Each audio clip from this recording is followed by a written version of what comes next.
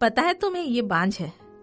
इसका पति याजक है, मंदिर में रहता है, पर इसकी कोई औलाद नहीं है। शायद इनका वंश यहीं खत्म हो जाएगा।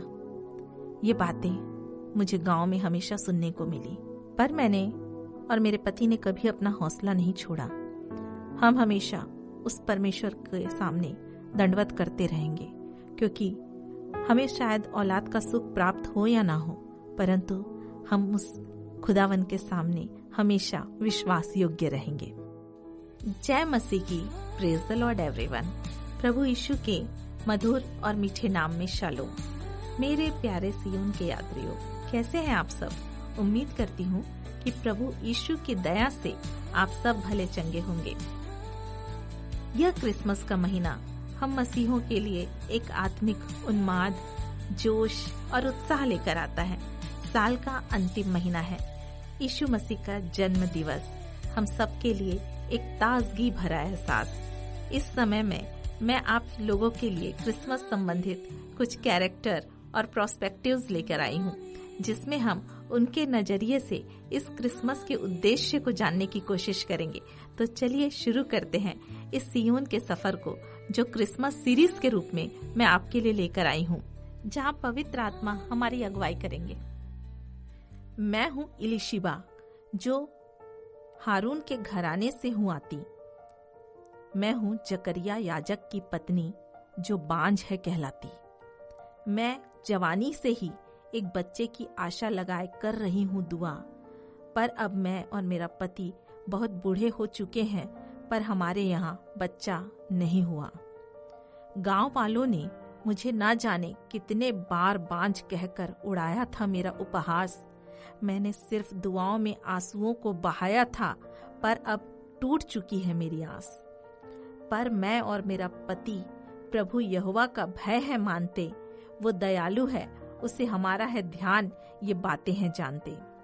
हमने कभी नहीं कुड़कुड़ाया और बड़बड़ाया कि हमारे जीवन में है बच्चे की कमी। हम लगातार प्रभु की आज्ञाओं को मानकर जीवन बिताते रहे, भूलकर हमारे जीवन की हर एक कमी। अब हम दोनों बहुत बूढ़े हो गए हैं, लगता है हमारा वंश यही समाप्त हो जाएगा। लोग भी कहते हैं जकरिया याजक की कोई औलाद नहीं, उसके साथ उसका नाम भी समाप्त हो जाएगा। हमने फिर भी कभी नहीं यहोवा से की शिकायत। हमने भी स्वीकार कर लिए हैं अब हमारे हालात।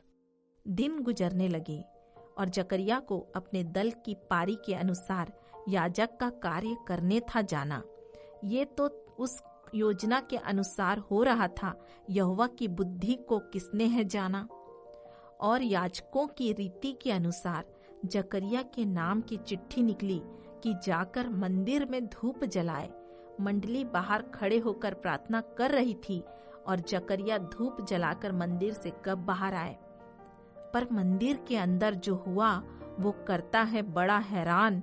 आ गया वहां जिब्राइल फरिश्ता देने खुदा का पैगाम। जकरिया, तू भयभीत ना हो, तेरी दुआएं हो गई है कबूल। तुझे तेरे बुढ़ापे में होगा एक बेटा, जो होगा माकूल। पर जकरिया ने किया फरिश्ते पर शक और कहा, मैं और मेरी पत्नी हैं बूढ़े, ये भला कैसे होगा। जिब्राइल फरिश्ते ने कहा, मैं जो खुदावन के सामने हूँ रहता, तुझसे सच हूँ कहता, पर तूने नहीं किया यकीन, तू बेटा होने तक मौन रहेगा। और जकरिया की याचकीय दिन पूरे होने पर वो घर लौट आए। मुझे ये सारी बातें उन्होंने पटिया पर लिखकर बताए। मैंने तुरंत इन बातों को अपने रूह तक लिया समा। मैं हूँ अब हामिला, जो बुढ़ापे में जनूंगी और बन जाऊंगी माँ। मेरा अब 6वां माह है चल रहा, मेरी कोख में एक पुकारने वाला है पल रहा। इसी समय मेरी बहन मरियम मुझसे मिलने को है आई, जो खुद है हामिला खुदा की कुदरत से, खुदावन की कुवत है उसमें समाई। मैं रूहे कुदुस से भर गई, जैसे ही उसने किया मुझे सलाम। बच्चा खुशी से मेरे पेट में उछल पड़ा सुनते ही उसका सलाम।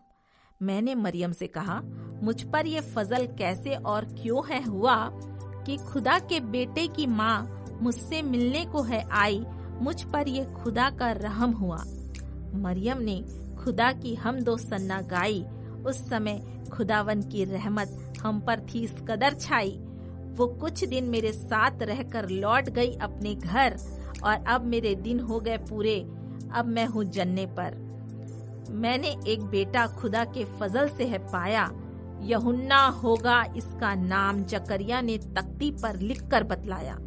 यही है वो जंगल में पुकारने वाला होगा, उद्धारकर्ता के लिए राह तैयार करने वाला होगा। ना पिएगा दाख मधु, और मधु और टिड्डी खाएगा। यरदन में दे के जल का बपतिस्मा वो सबको मन फिराव का प्रचार सुनाएगा। मैं हूँ जकरिया की पत्नी इलिशिबा और बपतिस्मा देने वाले यूहन्ना की माता। जो खुदा का भय है मानता, वह उसका रहम फजल है पाता। मेरी बांझपन की नाम धराई की है उसने दूर, वो तुम्हारी भी नाम धराई करेगा तुमसे दूर। तुम भी मेरी तरह उसकी योजनाओं में शामिल, वो तुम्हारे हालात भी बदलेगा, वो है कामिल। एक माँ होने के नाते मैं तुम्हें देती हूँ सलाह, वो है खुदा सच्चा, तुम्हें प्यार करता है बेपनाह। तुम भी उसके भय में जीवन गुजारना, भले ही तुम्हें भी दुखों की वादियों से होकर पड़े गुजरना। मेरी तरह वो तुम्हारी भी सुधि लेगा, तुम्हारी दुआओं का उत्तर वो तुम्हें इस क्रिसमस जरूर देगा। प्यारे सियोन के यात्रियों, आज इस सियोन के सफर में आपको बहुत कुछ सीखने मिला होगा। इसके लिए मैं प्रभु को धन्यवाद करती हूँ।